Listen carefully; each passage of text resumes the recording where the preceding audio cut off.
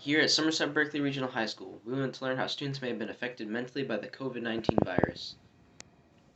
Many students were affected by the virus in their daily lives. A lot of things that they used to enjoy doing, they could no longer do.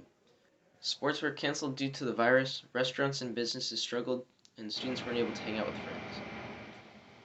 We want to focus on how some of the things mentioned affect students, so today we are talking to psychologist Lindsay Reveloria to find out. My name is Lindsay Cabrera Revelorio. I am a licensed mental health counselor, and I'm here to answer a couple questions for Devin McKeon. How do you think that the students were affected mentally? Home.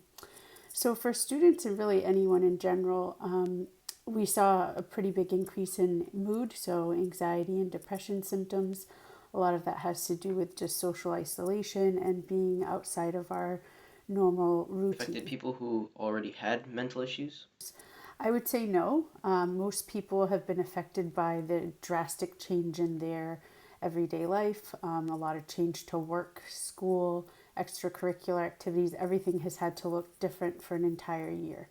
That means obviously all of us have struggled with adapting to these changes so rapidly and not having an end date to when we can kind of go back to normal life. Why do you think students were affected so heavily by the pandemic? I think this is actually a really good question. Students have probably been really affected by this because it was so unpredictable. And even though it seemed like it was going to be something that we needed to adapt to for a short amount of time, it actually has ended up dragging out so long. And so I think students lost connection with teachers, coaches, peers, any of the things that they enjoyed doing at school or after school, and having so many limitations on daily life as we normally live it is challenging for all of us. So that's it for our news story.